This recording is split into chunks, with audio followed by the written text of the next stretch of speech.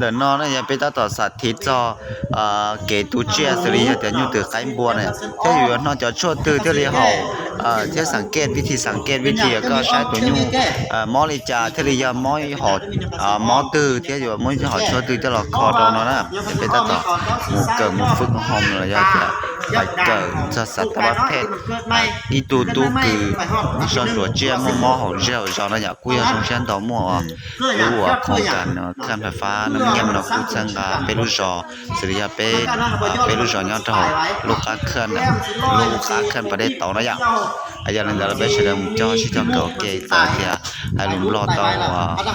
จอรออย่างเช่นก็เชื่อเราพูดถึงลูกจิปูได้นะอย่างไก่น้อยเขาสีมีการเจริญอาหารมันสีรอดตายหลายต้องใส่แต่ว่าบ้านเฮาบ่ใส่ก็เลยกลายเป็นยาเสียคุณวิธีการน้ำไส้เนาะเนียวคาเซนออนเนาะชื่ออย่างที่เนียวคาเซนออน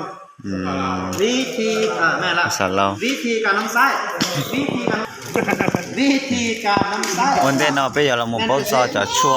มอลเบลตัวเนียวเซนออนนะอย่างไกลน้อยที่จะมานี้มอเบลเดาฟักกี้ที่จะชิมาคุยมั่วอะไรอย่างลมบล็อกซื้อตัวเขาเดียไปแล้วคุยจีอย่างนั้นก็ต้องลงฟักกี้เดียเดี๋ยวช่วงนอนจะเนี่ยเดี๋ยวช่วงวันที่ถ่ายตะมอเลยที่ถ่ายตะมอสุริยะจะจังจังมาย่อนะอย่างวันนี้ตัวที่นั่นนะที่อยู่มั่วจะช่วงนอนที่เราสิริจ้าอยู่มั่วหนึ่งปูนะอย่างมั่วหนึ่งปูที่เราชิดต่อเลยจ้าเจ้าดอกขอนเจ้าขอนชื่อซึ่งน่าจะว่าเนี่ยเขาเสียอ่อนนะรูปประมาณเซ2เซแทงเข้าไปซีดครอบไว้หน่อยทุกเชือกที่ว่าเข็มเนี่ยมันต้องวางอย่างนี้หรอเสียบใส่ส่งตลอดแล้วก็สั้นนิดนึงวิฟังของวันเขาก็มีรถหนักนั่งเอาดูด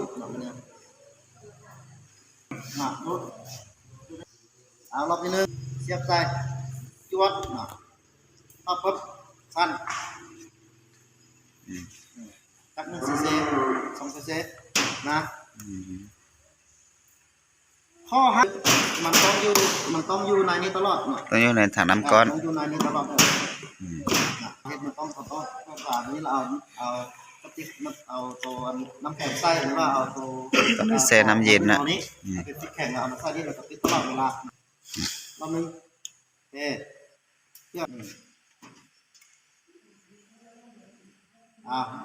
เวลาดูดนะเวลาดูดเอายาเนาะเข็มมันต้องตั้งสิเนาะบ่ต้องจังซี่เนาะจังซี่มันเฮาดูดน้ำยาสิดูดยาต้องอยู่ถึงเข็มต้องอยู่ลุ่มเวลาสิดูดยาน่ะบ่ต้องจังซี่เนาะนอกจากให้จังซี่ปุ๊บน่ะเฮาดูดมันสิบ่ได้แม่นบ่เนี่ยเขาสิแทงลึกๆเท่าใดก็บ่ได้ถ้าว่าเฮาตั้งจังซี่ปึ๊บเนาะเข็มเฮาแทงเข้าไปมาเดียว2 รอบแล้วเย็นเทเข้าไปจวดนี่เป็นแนวคาเซนออยอนุ0.57 มื้อ0.57 มื้อสิเอาอย่างยอดบ่ดิเอาเข็มนั่นแหละเอาอย่างยอดเอาเข็มใส่อย่างยอดจะค่อยสบายเอาเข็มน้อยวิธีที่ง่ายที่สุดแล้วก็ที่ค่อยเอาไปยอดบ่ต้องเอาเข็มใหญ่เอาเข็มน้อยๆนี่แหละเอาเข็มน้อยๆนี่แหละมีเข็มน้อยๆก็ปึ๊บน่ะพอละจักยอด1หา2ยอดน่ะโอเคถ้านะเอายังมาเอาตามนี้ปึ๊บน่ะจะช่วยยันน่ะสุนเทียนะเจมุสยาเปล่าอยากจริงจังนะอยากสริยาอยากที่อยากตัวจ้าจะตัวรัวนะอยากที่อยากคำว่ากายนะอยากช่วยติดท้ายนะถ้าหากว่าเฮาบ่อย่าที่ไปอยากจะชั่วคอมอสิริยาญูมอปออย่างมอปอเลยจะมอพญาตเราควรจะต้องเลือกนะต้องเลือกจากร้านนะอย่าที่เล่าแต่อยากจะชั่ววิตามินอยากชั่วกัลลอนี่อยากจะชั่วนอป้าเดี๋ยวจะกินกัลลอเต้นะที่ยังมีที่แกเชียแต่ช่วงนอตัวจ้าตัวสวยอีตัวเจี๊ยล่อลิจ่าอยู่นอตัวเจี๊ยปีกมันจะช่วงเนอประมาณนี้จะเราลิจ่านะ ซักก็ มัน ไม่ ก็ ได้ขาหลัง เกิดสัตว์ที่จอดจอนอนนะ กลายเป็นลองปีกบ่ได้ ที่ นะ จะชวนเนี่ยเขาเสร็จแก้นั่นน่ะอย่างนี้อย่าชวนนอกกายสิริอย่าคอมอน่ะอย่าคอมอสะโพกกายซื้อเจวิธีแกนอนเดตุกายนะเจก็อยู่ตอมอนอตอนเดตุกายรู้จักยาเต๋อน่ะมวยจอมานอเต๋อhọ hay chân là họ giờ cho chua nó lại là chỉ tôi nói rồi để sát cái công ty để lúc xuống kia cái công ty để đỡ là cho cái này à จัดกลุ่มยาของเราออกว่ามันไม่จากประเทศเลย trên tại chỉ nó nè bên ta tự là xài cho chua này à giờ mới xài cho chua của bao bắp bơ hạt gì bắp bơ không mó cho nó khỏi từ bắp bơ thì thái cho nó khỏi từ thế ở cho chua tua cá tua ruột tua chá cho nó khỏi từ này bây giờ mới xài cho nhẹ nhõm nhẹ to đi đỡ đó là giờ cái từ họ cho thế này chị ยาลดไข้แก้แพ้มีวิตามิน ป้านั่นเลยนี่tàu 3กลุ่มใหญ่ นี่tàuคะแนนหมดนะที่เป็นtàu là sải nữa dạ tao khỏi tiền là do trả luôn rồi tao xuống cờ vấn đề thì tao là cũng giờ báo ra rồi mà bé chỉ nó phải cho một xíu trong nó cái mù nó không một tài xíu nó sẽ là thì bé chẳng qua chỉ tao báo ra một lần nè sẽ phải là cùng giờ tầm bềnเป็นสีกลุ่มใหญ่เนาะคือยาแก้ปอดยาต้านเชื้อแล้วก็วิตามินก็ยาฆ่ากาฟาดคนนี้แหละในจาละบ่ ใช่ป่ะ ในจาละเพราะฉะนั้นเป็นโม่ต้องกินนั่นแหละนะมันใส่เจ้าว่าเป้าพอเล่นนั่นแหละนั่นน่ะเจ็ดต่อเป็นที่สุด มี แล้ว ยาหยัง ใช้เชฟบวยยอเลยเสื้อสุดยอดเลยใช่เดี๋ยวเชฟเป๊จัดเลยเป๊มดจอเชฟบวยยอเลยจะชั่วบัฟเฟอร์ได้เลยนะนะต่อใช่เนี่ยที่ใช้ที่จานนั้นเนี่ยสิริมวยควายเนี่ยจะชั่วนอนตัวก็ตัวรัวเจนี่ย้อนหนึ่งอีเปอร์เขาจะชั่วว่านอก็ยูขันรอหนึ่งย้อนหนึ่งอีเปอร์เนี่ยไปจอตานั่นแหละเป็นที่ซื้อแบบเทสเปเขาจะเป็นโจวิจารเนี่ย ที่ว่าคนใช้ในวงที่ว่ากว้างที่สุด เขาดูอย่างมอส ขนาดเฟนสเต็ปปุ๊บเราก็ต้านเชื้อเฟนสเต็ปต้านเชื้อกาน่าไมซินกาน่าไมซินต้านเชื้อ กาน่าจะเป็นประเภทยาต้านเชื้อคล้ายกับเฟนสเต็ปเนาะเฟนสเตปมันใช้ต้านเชื้อประเภทใดเฟนสเต็ปเนี่ยเพิ่นสิใช้ต้านเชื้อพวกยกตัวอย่างมาคือพวกเชื้อมันจะมีเชื้อ2เชื้อคือเชื้อแบคทีเรียเชื้อยาพวกนี้จะต้านพวกเชื้อแบคทีเรียนะต้องชดนั่นนะต้องชดที่ไทม์แบคทีเรียสลียจ่อโยมมอปอเนี่ยมอปอวัวปอลาบิสเกนน่ะแล้วพวกนี้น่ะต้องนั่นเราสามารถช่วยติดไทยตัวนั้น แบคทีเรียออกซิคลินออกซิเตต้าเอเอออกซิเตต้าเอเอมันสิตามในวงกว้างน่ะทางกำบวกและกำลังลบก็คือเชื้อแบคทีเรียกับเชื้อไวรัสยาที่พระเจ้าใช้ตัวพวกเต้าหู้เลือดนั่นอะไรเนี่ยเบื้องต้นพระเจ้าใช้ยานี่แหละต้องดีที่สุดตูเจี๊ยเฉินยูตื่นตูพญาเต้าหู้เลือดเต้าหู้เลือดเลยน่ะอันนี้สักแต่มันเยอะจ่อว่าก้อนเช้าแล้วน่ะที่ว่าเราถึงนู่นจับแล้วเดี๋ยวสิต้องนอนหมดเจอน่ะแล้วสิมาก่อนว่าเสร็จจะต่อจะสิ่งที่มอสเดี๋ยวสิต้องนอนถึงเดี๋ยวตัวจงกันก่อนเที่ยงนะ1-2 มื้อนะแค่เราจะได้เป้าเจอจับพญาเต้าหู้เลือดนั่นอย่านี่ชิๆเนาะเลยอีหาออนโนสิเจยังก็ตัวเชื่อnếu lúc chế đang chu mua cho nó chế ót nó mà tua nữa ta chỉ tụ chia chỉ mua cho cho nếu lúc chế chỉ chua khang này à chế ít nó sẽ chế tua liền á cho phải nó để cho họ tôn trai cái này à và còn cho đây chủ bao sản kết bao sai chế tụ nhu nửa mòกันปีมอดิจานะอย่าเดี๋ยวบ้าตัวชนเกียร์ตัวเขาก็จะนู่นเลยคอยชงคืนเขานะตัวนี้แก้ได้เขาเคยแก้แล้วในระยะเบื้องต้นที่ว่าไม่ไหม้นะไม่ไหม้ก็คือมีขี้ตาแล้วก็เราต้องมั่นเบื้องเลยตัวนี้มันคือตัวนี้โตทับไปแม่นยังตัวนี้การเสื้อตัวนั้นแม่นเขาต้องมีช่วยแม่นแต่ในตัวก็ตัวใหญ่สีจะหล่อว่าใส่เพื่อไอ้เกิดท่อให้คืออย่าเรียกเกินนี่ใส่เพื่อสักหมูน้อยเช่นอย่าสิเรียนห้องเหมือนบัวมอหนูขออยู่เตาลีแข็งแห้งหนูเป็นหนูเตะก็เป็นแข็งแรงเนี่ยอย่างนั้นหนูวัวท่าโผล่นะหนูมัวท่าหลบปั้นกับตัวก็ตัวมัวหนูติดไทยกับนี่จอนช้าซอสชั่วเลยติดไทยกับจอนช้าชั่วด้วยก่อนนี่ท่านเล็กนี่เขาเรียกว่าเป็นแข็งแห้งนะ ขึ้น ตัวอย่างนอมนี่ตัวก้าจะหนึ่งชื่อกว่าเด้อนะนะ อ๋อ ตัวชนอันนี้ตัวหัวซองตัวสองน้อน่ะไอรอนนั่นแหละอย่างเงี้ยเรากุ๊บมันก็ ส คือ รุป กัน แล้ว เลยนะ ถ้าเล็ก ต้องอยู่ใน ซักหมูน้อย อืม เด้อชื่อเด้อชื่ออยากให้ทุกคนชื่อท่านเล็กนี่มันจะมีละลายหน้าตาที่ว่าเพิ่งมาเป็นยาของประเทศอย่างประเทศไทยซึ่งตัวนี้มันสิใช้งานได้ดีลูกหมูน้อยเกิดใหม่อายุเกิดใหม่50มื้อเอาไปซัก 3 มื้อ ซัก2ครั้งมื้อที่1มื้อที่2มื้อที่3เมื่อใดก็ได้ซัก2 cc 2 cc เมื่อ แต่ ใด ชิ้นน้อยน่ะตัวชิ้นน้อยน่ะตุ้มยำบัวเจอีตุ้มยำบัวแม่น่ะอยู่ที่ก็อ๋อซีซีเนี่ยอ๋อซีซีจะก้งวัวท่านนอชัวนั่นนั่นนั่นน่ะอีตุ้มยำบัวแม่แม่เราก็อยู่ตัวอ๋อเป็นแค่สลายอยู่ที่นออ๋อซีซีน่ะอย่างแต่คนนึงป้าตัวก็ดีบนแต่นึงมั่วชอบเล่นจนช้าตัวคิดไปแล้วนะคนนึงตุ้มยำบัวยาเก็บขวดบ่ได้ยาจิ้มมันจะชนน้ำป้าน่ะอย่าง ไบโอเจนต้าทาโรซินเป็นยายังตัวนี้ อืม เด้อเจนต้าอันนี้มันเป็นว่าไบโอเป็นเจนต้าปุ๊บก็เป็นประเภทยา tao chọn là này tao kho đôi trái như ngoài giả lý cái chấp bảo là mình tao mua cái kho to nhau đầu lúc chế ná chia kho to nhau đầu sáng đầu đầy chế ngay để tới sáng đầu nó mình nhớ đầu chế ngay để tới sáng hậu đó giờ mình nhớ đầu sáng hậu rồi để có sự tao sửa cho nó kho nó vậy tao xong cân ngồi đi ถ้าสันเฮาเป็นไข้ปุ๊บเรา tao ก็ cho ใช้ยา đây ตัวนี้ mua tệ cho cha này tao chua kho giả như cú này nhỉ mua tao hậu mua cú thì nữa này ôm bờ này nhỉ ôm bờ cú này nhỉ cái hạt linh đó khoจะรองเครื่องเขาเลยนะอย่างหนึ่ง ซักพร้อมกันได้แมันบอก รองอย่างนี้จะชอบปลา ต้องคนละแสลงแล้วก็ซักคนละจุด อืม วิธีการซักก็งดซักตัวเดียวสามารถซักได้2เข็มหรือว่าห้ามซักในจุดเดียวกันแล้วห้ามใช้แสลงเดียวกัน อืม เนาะซักใส่แล้วก็ดูดเข็มนี้ซักใส่เบื้องนี้ อืม แล้วก็ดูดเข็มนี้ซักใส่เบื้องนี้ อืม ราคาเนาะ เจ้าเด้ออันนี้เป็นขั้นตอนแรกซื่อจัดมวลหมู่ยาซื่อได้ยังหลักขั้นตอนสรุปแล้วครับนี่เป็นยาล้างเสื้อ อย่าตามเสื้อ เฉพาะยาบ่ได้ขายดีนะจังรู้นะยากซื่อต่อไปออกซิคลีนนะอันนี้ก็ออกซิอันนี้ก็ออกซินะซึ่งมันจะมีตัวยา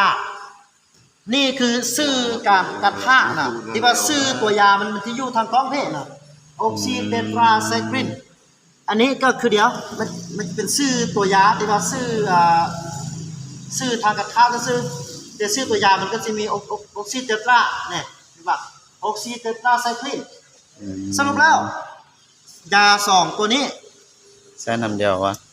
เป็นยาตระกูลเดียว อืม เป็นยาตระกูลเดียว ตัวนี้ออกก่อนตัวนี้ออกตำหลัง เพราะว่าตัวนี้มีคำว่าไฮโดรคลอริกนะตัวนี้มันแห้งกว่าตัวนี้มันแห้งกว่า อืม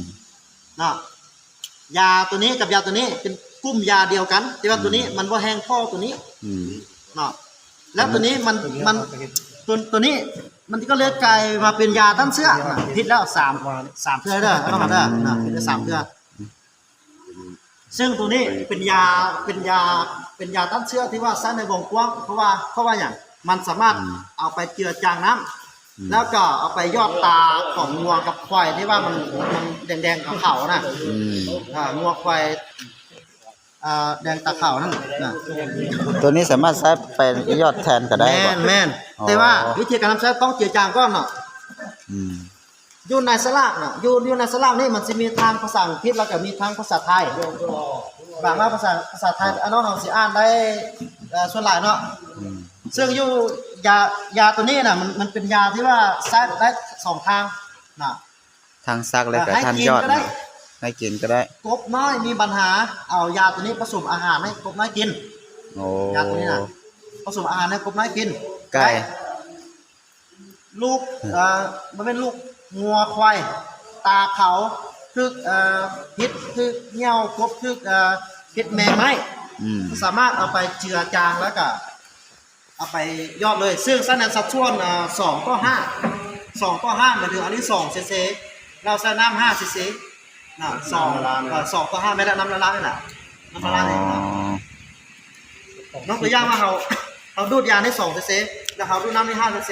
ปนกัน เอาไปคนเข้ากันแล้วก็เอาไปซีดใส่ตาของอันสารนั้น อ๋อ ซึ่งเพิ่นก็แนะนำมาอยู่ในสลากนี่แล้วข้อนี้เนี่ยใช่ป่ะเจือจางใช่ป่ะยาเจือจางนะ2ต่อ5ตัวนี้นะ2ต่อ5ตัวนี้2 cc ก็น้ำ5 cc แล้วเอาไปยอดเอาไปทาไปล้างตามันซะดีเด้อใส่ในวงกว้างยาตัวนี้เป็นยาซุปเนาะจากนั้นลูกกบมีปัญหาขาแดงแดงเพิ่นท้องแดงขาแดงป้าเมื่อยลงเล็บลูกกบน่ะเอายาตัวนี้ผสมน้ำแล้วผสมอาหารให้มันกินมันมีสัดส่วนว่า100 กิโลตัวหนึงเฉยๆก็อย่างนี้ล่ะมีเบิดเนาะได้อยู่ที่ภาษาไทยนะ ได้อยู่ ได้เนาะโอเคยาตัวนี้มันกับเขาจัดยาตั้งเสื้อลายเพราะว่าสัตว์เลี้ยงเขามีปัญหาเนี่ยต้องใช้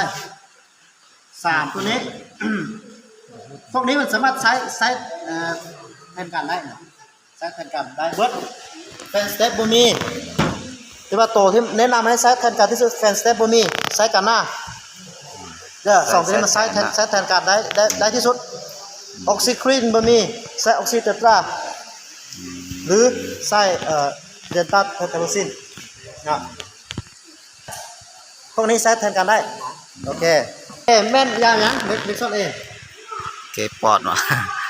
เด็กซอดเอเป็นยาแก้อักเสบล้มพลิกอักเสบจำเส้นอักเสบเส้นเอ็นอักเสบกระดูกยาเป็นยาที่ดีที่สุดดีที่สุดว่างัวย่างขาเป๋วขามไข่เว้ยพิษอะไรวะบางคนในซักอันนี้พิษแมวตัวนี้ซักตัวนี้ซักตัวนี้แล้วงัวมีบาดแผลคือมันสิปวดแห้งมันสิเจ็บแห้งก็ซักตัวนี้แล้วจะก้อนใส่ตัวนี้งัวเป็นไข้เลยเขาชู้ยังได้อธิบายงัวเป็นไข้เลยนะเอาชู้ยังได้ว่างัวเป็นไข้เขาบ่มีบางรอบแท้ของสิบ่มีอันนั้นแท้บ่ฮู้เอาไอ้บ่นำได้กระรอกเอาชู้ยังได้ว่างัวเป็นไข้รู้สึกว่า ไอ้คอนว่าจังได๋เอาชู้ยังได้ว่างัวเป็นไข้เหงา ต่อฮ้อนละเหงา มันองหักบ่เหงา รู้สึกว่ามันต้องมี ขอครับก็แปลว่าเป็นหยังงัวเริ่มเผาอ่ะงัวเป็นไข้มันอาการเป็นอะไรสังเกตด้วยตาเป้าแล้วว่าเอาสัมผัส ทางอันมุกจะออกเหงือกไหล มันอาการที่มันขึ้นมา มันจะเที่ยวจนกันมาหาอาการที่เราไม่ไข้เพราะควาย100 ตัวมันสิลงไปอาบน้ำในหนองแต่ตายคาหนองควายน่ะเพราะว่าอย่าง ฮ้อน เนี่ยเพราะว่าควายฟักไปมันต้องเลือดงูควายปุ๊บมันโตมันฮ้อนมันไปตายคาหนองก็ทุกโตควายน่ะก็ทุกโตเลยเพราะมีหนองมีดูเนี่ยทางการแพทย์บารอบแพทย์น่ะใช้ของทวารออกมาจับองศาแต่ว่าวิธีเบื้องต้นก็คืองอกับควายมันมีใบหูมันมีใบหูเตื้อยลงเทือกยุแต่มันยังมันแม่นยำที่สุดก็คือใบหูของงัวกับควายกับแดดถ้าว่าเป็นใบว่าสัตว์อุณหภูมิปกติเป็นใบหูมันสีอุ่นๆกับร้อนๆมีปัญหาแต่ว่าถ้าว่ามันเป็นไข้ปุ๊บแล้วหูของงัวกับควายมันสีออกเย็นโอ้สุดๆเลยล่ะออกเย็นเนาะโตมันฮ้อนแล้วไปหูมันเย็นงัวกับควายน่ะบ่เชื่อเราไปจักน้อยมันบ่พัฒนาให้มีเราแต่ว่ากรณีที่ว่ามีสัตว์มันบ่กินอาหารปวดลุกแล้วมีขี้มูกแล้วจับใบหูน่ะถ้าว่าเป็นใบหูอุ่นออกร้อนๆล่ะบ่มีปัญหาเป็นใบหูที่มันเย็นซาเป็นใบหูที่ว่ามันเย็นมันน้ำแข็งนี่ได้ละเป็นไข้แล้วเนาะ โอ้นี่ต้องได้สักตอนนั้นใช่ใช้ตัวนี้ใช้ตัวนี้ใช้ตัวนี้เข้าไป คันว่าตัวนั้นบ่มีได้เฮาใช้ตัวใดแทนใช่ปะ เป็นคำถามที่ยอดเยี่ยมถ้าว่าตัวนี้บ่มีเนาะถ้าว่าตัวนี้เป็นยาอนุภาคก็ดีที่สุดบ่มีแล้วก็ปลาซักของคนเลยซักไปเลย โอ้ใช้แทนเลยเนาะ ของคนเลยที่ว่าซักสักคนเอาเลยนะซักเลยเอาปลาซักคนนี่นะแล้วต่อไปวิตามินเนาะอันนี้มันหยัง ยาใกล้ มันมีอย่างนี้ก็ได้เนี่ย อาหารเสริม วิตามิน B วิตามิน12วิตามิน B6 อันนี้เป็นวิตามินที่กันนะ จัดผิดอีกละ อันนี้ยาฆ่าไม่ท้องเลยนี่หน่อยนี่เป็นวิตามินโอเควิตามินนี่คือวิตามินโอเคอันนี้คืออันนี้ ผิด อันนี้ก็กระพิษเด้อนะไบโอคาตาลินนี่เป็นวิตามินเฉพาะให้ลูกวัวลูกควาย โอ้ ที่ว่ามันคลอดมันแค่มันบ่ใหญ่ มันกินนมบ่เก่งมันคือว่าบ่ใหญ่ปีไปแล้วคือมันยังคือเก่าซักตัวนี้เอาไป เฉพาะลูกหัวลูกควายลูกแบะเนาะนี่เนาะดีที่สุด ตัวนั้น มันแสดงถึงว่าพวกกระแสเลือดของสัตว์นั้นมันดูดซึมบ่ดีแล้วตัวนี้จะเป็นโฟที่ช่วยดูดซึมในการดูดซึมอาหารนั้นแล้วก็กลับไปสร้างเกล็ดเลือดแดงนี่นะ แกได้อัน มีหลายอย่างแท้ตัวนี้ก็เป็นวิตามินเป็นกลุ่มวิตามิน B เนาะกลุ่มวิตามิน B นี่หมายถึงว่าถ้าหากว่าสัตว์จ้อยสัตว์ใหญ่สัตว์นั้นก็สัตว์เบิดจ้อยถ้าไม่ท้องก็ฆ่าแล้ว มันยังบ่ขึ้นสักไอ้มันแม็กไปเท่าใดมันก็บ่ขึ้นสักตัวนี้เข้าไปเชื่องยา2ตัวนี้มันจะใช้ควบคู่เนาะซักตัวนี้ปึ๊บแล้วจักน้อยแล้วก็ซักตัวนี้เดี๋ยวนะสีเล่าวิธีการทำใช้อันนี้ก็พิษอันนี้เป็นวิตามินของสปีกของหมู เปิ้ล แม่งมันสิมีหลายหน้าตา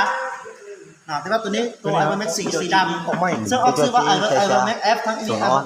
มีตัว F ทั้งท้ายน่ะเป็นรุ่นที่ว่าดีที่สุดน่ะมีไอเวอร์แม็กมีไอเวอร์แม็กอื่นแต่ว่า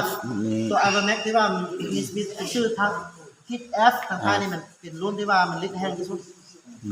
แห้งที่สุดแล้ว ตัวนี้เขาก็เห็นเป็น ตัวนั้นสักใส่กำ วิธีการนำใช้ไอเวอร์แม็กที่ว่าถูกต้องที่สุดถูกต้องที่สุดก็คือซักมือนี้แล้วอีก7มื้อข้างหน้าต้องซักอีกแล้วอีก2มื้อข้างหน้าอีก2มื้ออีก2อาทิตย์ข้างหน้าต้องซักอีกเป็นอย่างที่ซักหลายแล้วซักมื้อนี้เอาแม้มันสิค่าทางกาฟ้าภายนอกกาฟ้าภายในกาฟ้าภายนอกเป็นอย่างได้มีเทปมีเฮามีไฮทุกอย่างกาฟ้าภายนอกภายในมีเม็ดท้องกลมเม็ดท้องเปมีใบแดงมีโตอย่างอีกก็บ่ฮู้แต่ว่าวงจรของพวกกาฟ้านี้วงจรของพวกกาฟ้านี้สิแนะนำให้เข้าใจเขากันไข่มื้อนี้แล้วอีก14มื้อไข่จึงแตก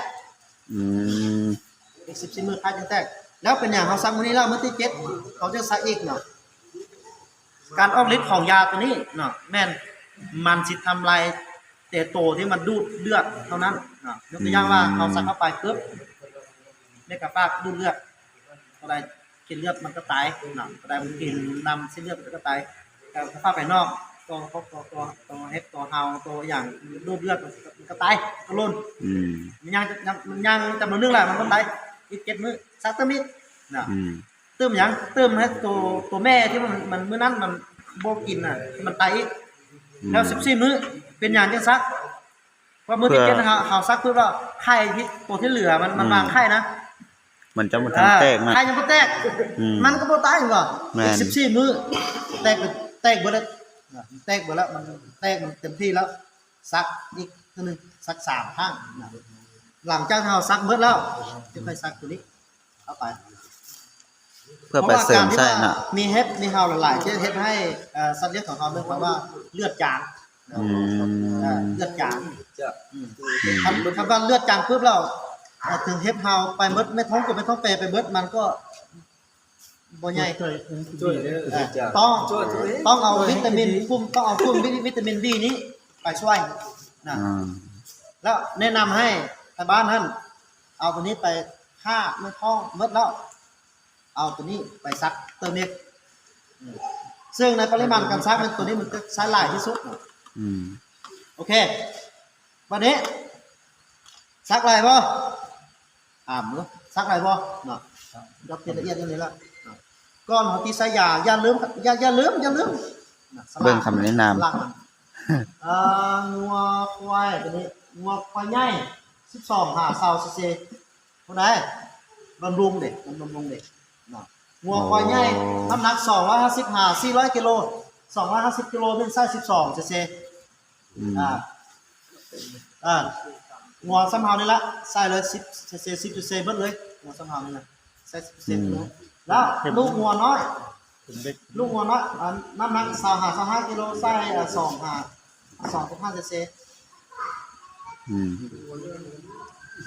หมายถึงว่า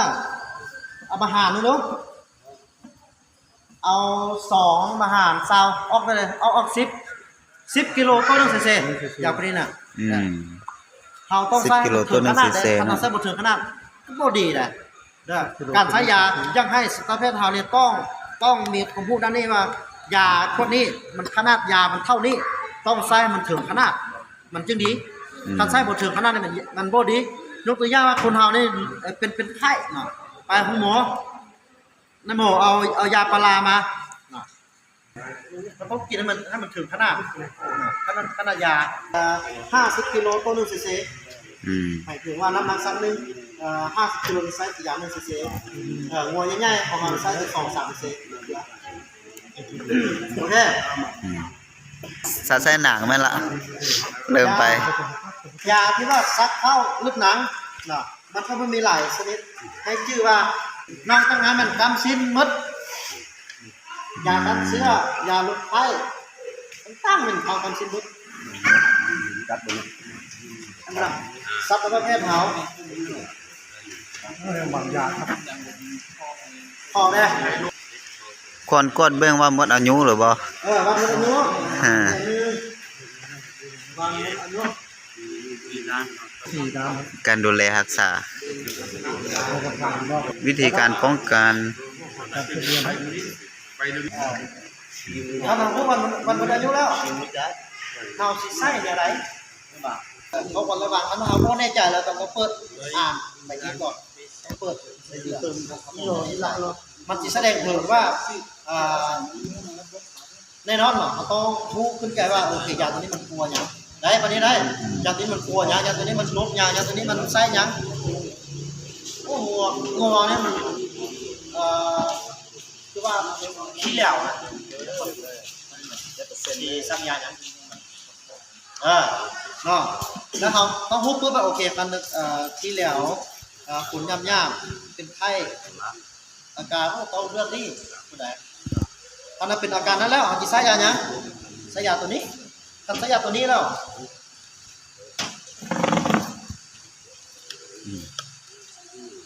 อายุกับน้ำไส้เด้มันเล่นอย่างเงี้ยต้องไปเปิดเบิ่งเลย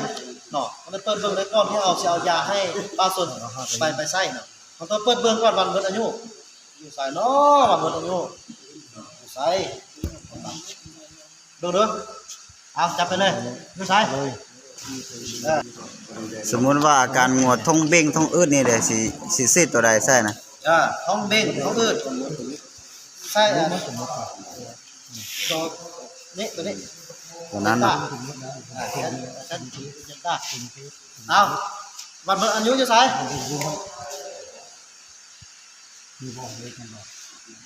ไม่ได้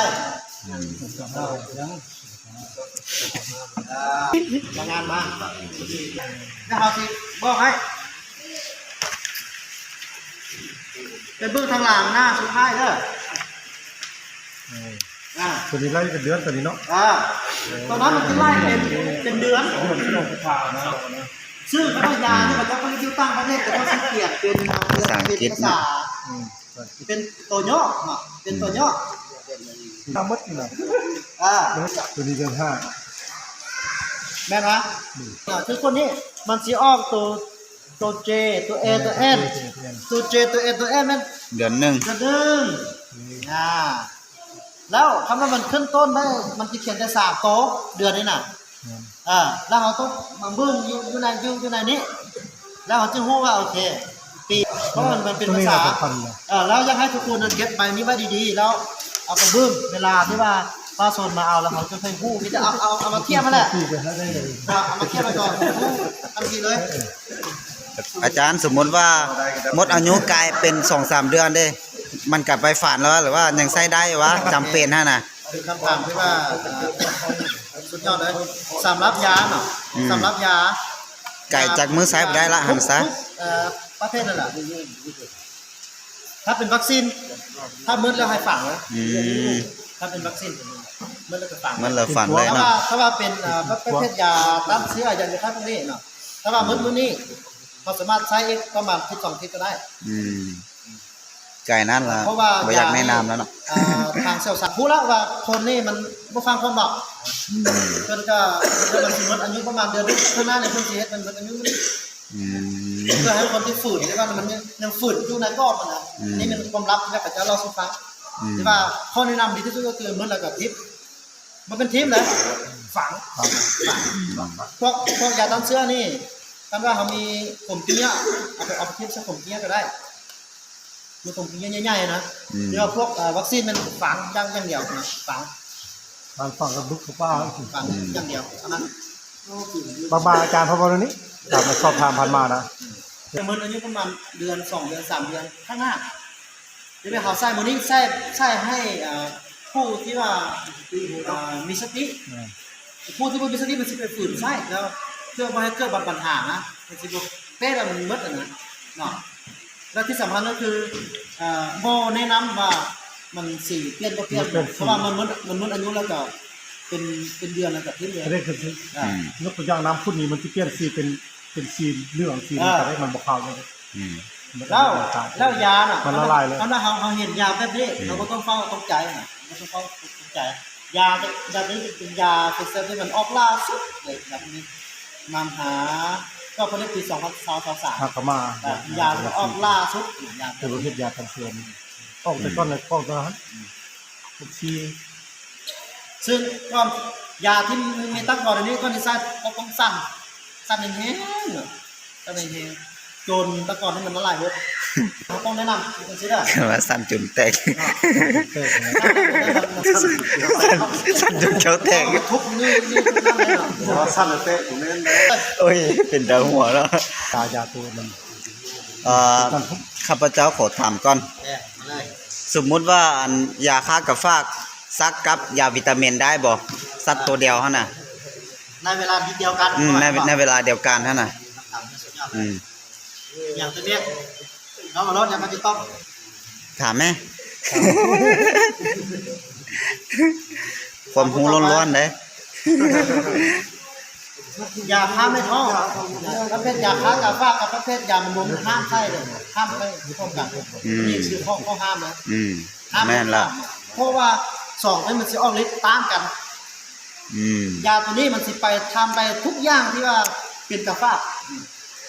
นักทางของแล้วที่ว่ามันไม่ไหม้ยกตัวอย่างว่าเขาซักตัวนี้ปึ๊บข้างนี้แล้วเขาไปซักตัวนี้ซักข้างนี้เนาะตัวนี้สิถือว่าตัวนี้เป็นกาฟ้าไปมันต่างกันเนาะ นี่ ต่างกัน แม่นละ ข้อแนะนำก็คือต้องซักตัวนี้หลังจากซักตัวนี้ตายได้ทีนึงแล้วจะไปซักตัวนี้หรือตัวนี้เนาะ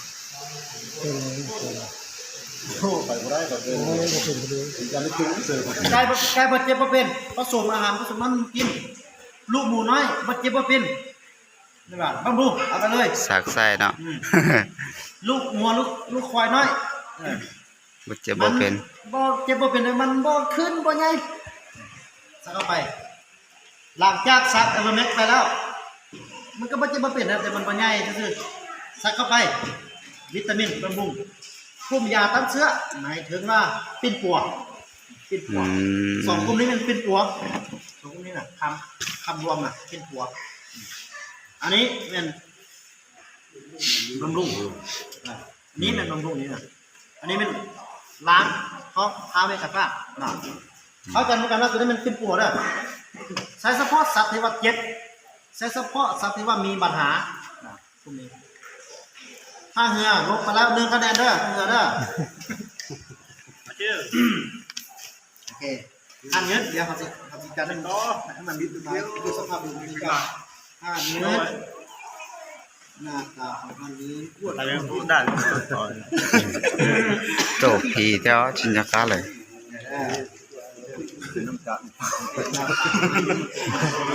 เบิกกันน่ะเล่นเบิกกันน่ะเล่น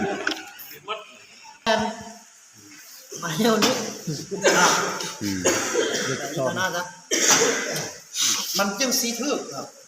ต้องตัวก็ให้อ่ะ สรุปแล้วค่ะนี่มันทึกลบไปแล้ว3โอเคแบบ เด้ นี้ถู เจ้าก ใจ เป็นดมจากเจ้าเอ็ดพิษนี่เฮาจึงชื่อโดน เขาเรียกว่าเรื่องเส้น ผมใส่เอาปุ้มไปจอกมาเลยนะปุ้มมือไปเสื้อเลยนะ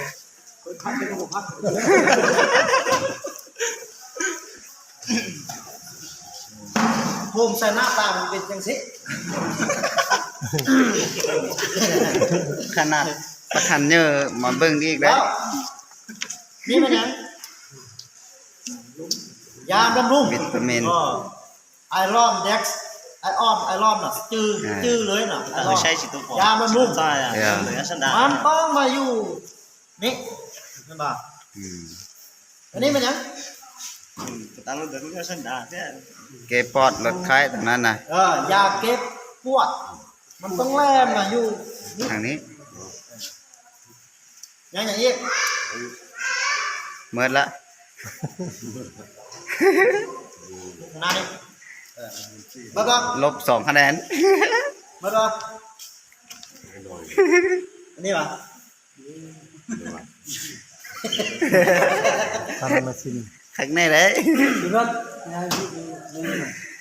โต ตัวใหญ่ฮัน 1 2 บ่ตัวเนี้ยคง ภูมิไส้ ตัว ล เนี้ย บ มัน ไป จะ 2 นะผมลงมันจะพีนะ 3ถ้าเงินลบ1ซุ่มเสื้อถ้าเหือ สมเสย ซุ่มเสื้อภูมิไส้กับพายินี่เอา สมเสยให้ตัวเอง บัดนี้ย่างมาเบิ่งอีกรอบนึงดีๆถ้าจับกระพื้นเนี่ยเขาสิปล่อยได้หนังเนี่ย ขากาฟาวิตามิน เพราะว่าถ้าว่าเอาบ่ฟัน เก็บปลอดภัย นี่แล้วเอาสิไป ตานเสื้อ นี่ยบริการป้าสุด เต้าหอมเลือด นี่ว่าทาไม่ท้อง สัก2 ขวบนี้เด้อตัวนี้เป็นปลาของงัวตัวนี้นะ ตัวนี้มันเต้าหอมเลือดใส่พร้อมเดียวสักพร้อมเดียวในเวลาเดียวกันได้ส่งตัวนี้นะ ข้อห้ามของยางของตัวนี้ออกฤทธิ์ อืม เอา48หายังตามไป48ชั่วโมงมันถึงไม่ได้ใหญ่แบบนี้ถ้าเข้าไปนะ2 มื้อ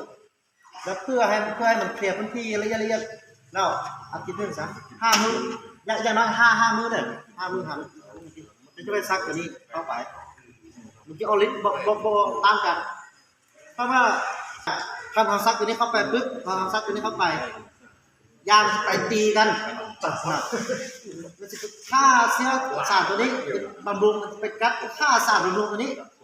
สารบำรุงมันจะออกมันจะบ่ให้เบี้ยมันครับเอาเงินไปทิ่มละล่ะนะมันจะเอาเงินไปทิ่มละล่ะเท่านั้น เสียบเลยเสียบกินเหล้าเถอะฮะคุณต้องกินเลยเดี๋ยวข้างบนเลยนะเสียบ แม่นความนะอ๋อ ความหมายของยาสมตัวนี้มันเขาจะเดี๋ยวนี้เด้อมันไม่ได้ใช้พร้อมกันหรอกใช้แทนกันได้เขาใช้คนนี้แล้วขอคันซันนี้แล้วขอ อืม แต่ว่าถ้าว่ามันก็มีไข้ก็ใช้แต่เฉพาะตัวนี้นะ อืม ใช้เวลาแล้วมีขี้มูกลายคนลุกใบหูบัวเย็นต้องซักตัวนี้ใบหูอุ่นๆร้อนๆเราต้องซักตัวนี้ซักตัวนี้เพราะถ้าใบหูมันยิดปุ๊บเอาตัวนี้ไปซักตัวนี้เวลามีพวกนี้พระสงฆ์มาหาว่าพวกกินอาหารนั้นพวกกินหน้ามันเกลือนุ่มเลยมึงช่วยได้แบนปุ๊บเลยไม่จับมันไม่จับปุ๊บจิ๊ก เอาไปเลยขวดนี้กับขวดนี้ไปจักเช็คจิกมีกี่มุกเลยนะมันมีปัญหาทางระบบหายใจนี่แหละปวดระบบหายใจอันนี้ก็ปวดระบบหายใจเนาะแทนกันได้เนาะแม่แทนกันได้ก็มีไข้ปุ๊บอันนี้ซอยลูกไข้เฮ็ดเรียกของไข้ของมันสักพักวันไว้ได้ อาจารย์ เข็มคนละเบื้องแม่ห้ามแบบดึกอันนี้ผสมอันนี้แล้วก็ไปซักห้ามไม่เด็ดขาดเลยขาดเลย เสื้อแสลงเดียวก็ได้ มันอย่าออกตาย อาจารย์สมมุติว่างัวไปกินได้อาหารพวกพิษท้องอืดท้องเบ้นนี่ได้เฮาสิสัตว์ตัวใดผสมใส่ตัวใดวะ แก้แพ้ยามียาแก้แพ้ตัวนึงที่ว่าเอาเจ้าชื่อบ่ได้ในเวลานั้นเนาะถ้าว่ามีปัญหาทางระบบกระเพาะลำไส้นี่บ่คนไหนมันมีปัญหาทางระบบกระเพาะลำไส้จะเป็นพวกอาจจะชอบซื้อยาตัวนั้นเด้อโคเฟนิลามิน โปรเฟนเอลามิน โคเฟนิลามินจะเป็นยาแก้แพ้ทุกอย่างเลยแก้ลมพิษแก้แพ้อาหารพิษลมพิษเป็นสิแก้ระเบิดพอเป็นอะไรนี่มันน่าจะเป็นคือกล้องลักษณะนี้แต่ว่าแต่ถ้าโบมีอีหลีก็ใส่ตัวนี้ใส่ใส่ตัวนี้เพื่อไปต้านว่าให้มีเชื้อพยาธิตัวอื่นไปแทรกแซงติดกว่าได้ว่าพวกอะไรเป็นพวกมีระบบทางเดินกระเพาะเป็นพวกเป็นตัวเรียกแล้วตัวนี้มันเกณฑ์ แบคทีเรียเนาะ โอ้ซีเนี่ยใส่แทนบ่ได้วะ เป็นตัวเรียกพวกเป็นตัวเรียกกับพวกซีเนี่ยใส่ ซี แท เล่น น ก็ได้สองตัวนี้พลักเข็มเลยปฏิบัติตัวจังเอ้ย ลองดู ขั้นตอนในการสักยาลงมือเลยบัดนี้นะ สิ่งสำคัญที่ สักตัวยาบำรุง เบิ่งงัวก่อนว่า บำรุงวิตามินใส่ ประมาณจังโลประมาณ150ประมาณ150แล้วข้อนี้เขาจะว่าคำว่า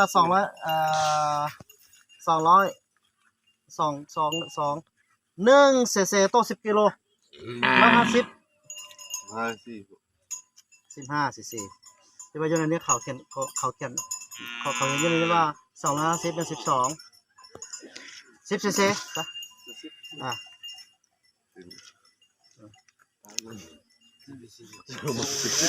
10 cc น่ะ จะเบิด10 cc 10 cc นี่นานหมด สักใส่กำเส้น เขาห้ามก็คือห้ามสังหันนี่3เจนี้ตัวสีเขียวจะก็จะมาให้เราสังน่ะ 3 เจนี่เนาะ สิมั่วอ่ะไปต้องไปที่ว่ากันแล้ว หมอสิด้าน นี่ถ้าเราทำนั้นนะพี่จีเนาะจ้วงจำเลยมันบอกจำเลยแล้วก็จ้วงยาทุกยศมันสิไปเบิดคันว่าเขาใส่แสลงเลยคันว่าเขาใส่แสลงเล็กหรือว่าใส่แสลงใหญ่ยามัน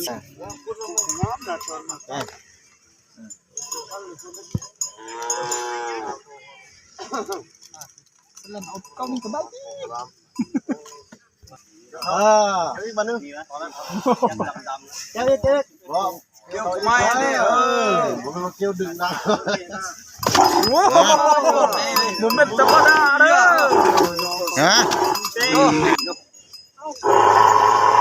จ้วงนี่มาเนี่ยไม่ใช่ละเก็บเงินเพี้ยนอ่ะเนี่ยยาสิเห็นยามันออกเลยนะรูปเวลาสับรูปมันนะรูปหนังนะยก ได้แล้วบัดนี้นะ